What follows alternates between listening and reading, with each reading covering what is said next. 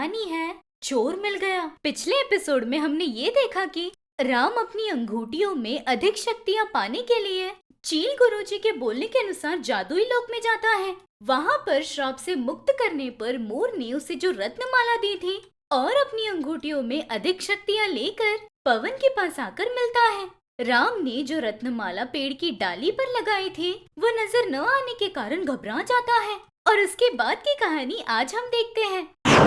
पेड़ की डाली पर रत्नमाला न नजर आने पर राम ऐसे सोचता है, ये क्या, यहीं पर तो लटकाई थी, कहाँ चली गई है? कहीं उसकी वजन की वजह से डाली टूटकर नीचे गिर गई होगी क्या? वो तो पहले से ही मायाधारी है ना।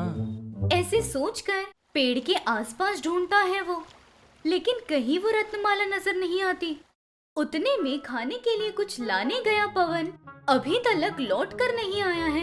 ये बात याद आकर राम ऐसे सोचता है, वैसे पवन तो कुछ खाने के लिए लेने गया था ना, बहुत देर हो गई ना, अभी तक आया नहीं। कहीं इस जंगल में भटक तो नहीं गया ना? अभी मैं गायब हुए अपने माला को ढूंढूं या अपने गुम हुए दोस्त को ढूंढूं? ऐसे सोचता है राम। थोड़ी दूरी पर कुछ आवाज सुनाई देती है। ये आवाज कहाँ से आ रही है ये सोचकर राम वहाँ पर देखने जाता है तो वहाँ पर पवन राम के पास जो रत्नमाला थी उसे चुरा कर छोटे से नारियल के टुकड़े में रखकर उसे दफन करने के लिए गड्ढा खोद रहा था। राम उसे देख रहा है, इस बात से अनजान। गड्ढा खोद रहा पवन उस रत्नमाला को अंदर दफनाते हुए ऐसे सोचता है, इस माला को यहाँ छुपाकर फिलहाल के लिए राम के पास जाकर आसपास ढूंढने लगता हूँ। बाद में आकर इस माला को ले जाऊंगा, तब मुझे उस कबूतर साधु के पास से अच्छी शक्तियाँ तोहफे में मिलेंगी। ऐसे सोचता है पवन। ये सब सुनकर राम पवन के पास जाकर ऐसे कहता है, पवन, क्या काम है ये? तुझे अपना मित्र माना था मैंने, और इतनी दूर तक ले आने पर तूने ये किया मेरे साथ? ऐसे बोलने पर पवन की चोरी पकड़ी जाने पर सच कहने के अलावा उसके पास और कोई रास्ता नहीं था। मुझे माफ कर दो राम, मैंने ये जानबूझकर नहीं किया, मुझसे ये करवाया गया है। करवाया गया है? किसने करवाया है? ऐसे पूछने पर राम ने जब शक्तियाँ पाने के लिए पवन को उस तालाब के पास ठहरने कहा तब क्या होता है ये फ्लैशबैक में बताता है। तुमने मुझे तालाब के पास ठहरने कहा था ना, तभी मेरे पास एक साधु आए थे। देखो बेटा, यहाँ क्या कर रही हो तुम? ये एक बहुत ही खतरनाक प्रदेश है, शायद तुम्हें इसके बारे में पता नहीं। क्या पता स्वामी, मुझे नहीं पता। मैं और मेरा मित्र इस जंगल में छोटे काम से आए थे, अपना काम पूरा करके चले जाएंगे। कौन से काम के लिए आए हो यहाँ? शायद तुम्हारे मित्र के पास कोई जादुई वस्तु रही होगी। उसे उस तालाब में जो जादुई पेटियों में जो शक्ति है, उन शक्तियों में से थोड़ी शक्तियां भरकर लाने कहा होगा, ऐसा ही कहा है ना? क्या पता स्वामी, मुझे वो सब नहीं पता, लेकिन मेरे मित्र के पास एक जादुई अंगूठी है, उसकी शक्तियों के लिए ही यहाँ आए हैं। ऐसे मासूमों की तरह वो कबूतर कौन है ये जाने बिना ही सच बता देता है। तब वो कबूतर पवन के दुखती रग पर हाथ रखते हुए ऐसे कहता है, तुम्हारे मित्र के पास जो जादुई अंगूठी है वो तो ठीक है, लेकिन ऐसी ही कोई माया वस्तु या फिर शक्तियाँ तुम्हारे पास भी होनी चाहिए थी, ऐसी इच्छा नहीं करती? ऐसे कहने पर उस क्षण जो पवन के मन में बात चल रही थी उसी बात को अपनी जबान पर लाने पर पवन चौंक कर ऐसे कहता है, कौन है स्वामी आप, जो इच्छा मेरे मन में थी उसे आईने की तरह प्रकट किया? यही नहीं बेटा, मुझे और बहुत कुछ पता है। वो तो ठीक है, तुम्हारे मित्र के पास जैसी शक्तियां हैं वैसे तुम्हें भी मिल जाए, इसके लिए एक मार्ग है। अगर तुम मेरी मदद करोगे तो तुम्हें भी वैसी शक्तियां अर्पण करूंगा मैं। ऐसे कबूतर के कहने पर पवन में आशाएं जाग जाती हैं। दोस्ती को भी भूल कर ऐसे कहता है, उसके लिए क्या करना होगा स्वामी? मुझे भी मेरे मित्र की तरह शक्तियां पाने की इच्छा है।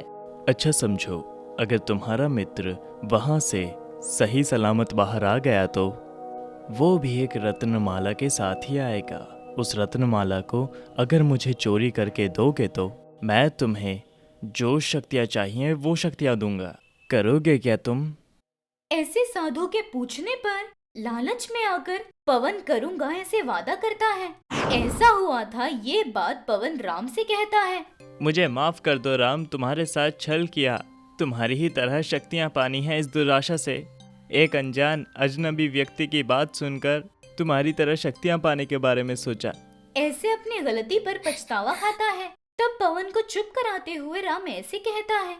देखो पवन, शक्तियां खेल के लिए नहीं होती हैं, उन पर जान का खतरा भी होता है। और तो और शक्तियों का प्रयोग सिर्फ अच्छे के लिए ही करना चाहिए। जैसे ही तुम रत्नमाला चोरी करके उसे देने वाले थे वो दुष्ट शक्ति हुई तो क्या करोगे? वो मेरे और इस लोक के लिए कितना जानलेवा है तुम्हें पता है ना। ऐसे राम कहकर पवन ने कितनी बचकानी हरकत की है ये उसे समझाता है वो। तब पवन अपनी गलती को समझता है और उसके बाद जब दोनों मिलकर जा रहे थे तब राम ऐसे कहता है। अच्छा पवन, हम पहले घर चलते हैं। ना जाने पांडु सारिका को घर ले गया है या वहीं छोड़ दिया है। अच्छा राम, लेकिन मैंने जो तुम्हारे साथ किया वो किसी से मत कहना प्लीज। मैंने वो गलती अनजाने में कर दी थी। क्या पवन, तू मेरा मित्र है। तेरा गलती करने पर तुझे डांटूंगा लेकिन दूर थोड़ी करूंगा। ऐसे कहता है और दोनों मिलकर घर की तरफ निकल जाते हैं। वहाँ पांडु इन्हें देखते ही ऐसे कहता है। भैया, काम पूरा हुआ क्या? मुझे थोड़े लड्डू दिला दो ना। बॉडी में लड्डू लेवल्स बहुत गिर गए हैं भैया। अरे पांडु, तूने फिर से शुरू कर दी अपनी लड्डू की किटकिट। राम, इसे रोकना मुश्किल है लेकिन अभी इसके लड्डू ही से दे देना वो ही सही है। हाँ, ये लड्डू के पीछे तो पागल ही है। ऐसे पांडु के लिए राम अपनी जादुई अंगूठी से लड्डू ले आता है। तब वहीं पर खड़ी सारिका से ऐसे कहता है। देखो सारिका, तुम्हारे पति को मुक्त करने की शक्ति मेरे पास है, इसीलिए हम खाना खाने के बाद जाकर तुम्हारे पति को मुक्त कर देंगे। बहुत शुक्रिया, आपने मेरे लिए बहुत तकलीफ उठाई। उतने में दादी भारता देवी ऐसे कहती है।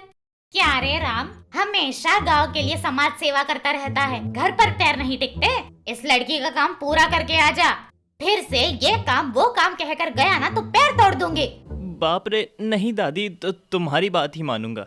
ऐसे कहता है। उसके बाद खाना खाकर सारिका का पति जहाँ पत्थर बना था उस जगह राम, पवन और सारिका तीनों पहुँचते हैं। वहाँ सारिका ऐसे कहती है। जल्दी से मेरे पति को इस पत्थर के श्राप से मुक्त कर दो, उन्हें देखना है मुझे। ऐसे उसके कहने पर राम अंगूठी निकालकर उस पत्थर पर रखता है। तुरंत उस पत्थर से नीलकंठ और मैना की जोड़ी बाहर निकलती है। उन्हें देखकर राम चौंक जाता है। ये क्या, यहाँ तो 2 पक्षी बंदित हैं। आप लोग कौन हैं? सारिका, कौन है ये जो तुम्हारे पति के साथ हैं? ये बात तुमने नहीं बताया। ऐसे पूछने पर वहाँ पर मौजूद मैना ऐसे कहती है।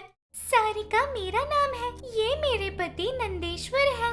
वैसे आपको मेरा नाम कैसे पता? और ये कौन है? ऐसे सारिका कहकर क्यों पुकार रहे हो? ऐसे मैना कहती है। राम एकदम उलझन में पड़ जाता है।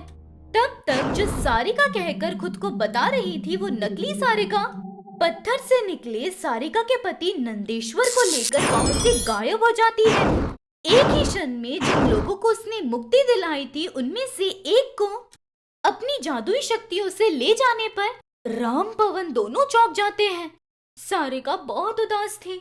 राम ने जो इतनी मेहनत करके नंदेश्वर को श्राप से मुक्त किया था उसे उसने बचाया या फिर और खतरे में डाल दिया? पवन को शक्तियां दूंगा ऐसे कहने वाला और रत्नमाला को चोरी करने के लिए कहने वाला कबूतर कौन था? असली सारिका को ले जाने वाली वो नकली सारिका कौन थी? ये सब हम अगले एपिसोड में देखेंगे। अगर ये कहानी आपको पसंद आई तो हमारे चैनल को जरूर सब्सक्राइब कीजिएगा। Thank you for watching.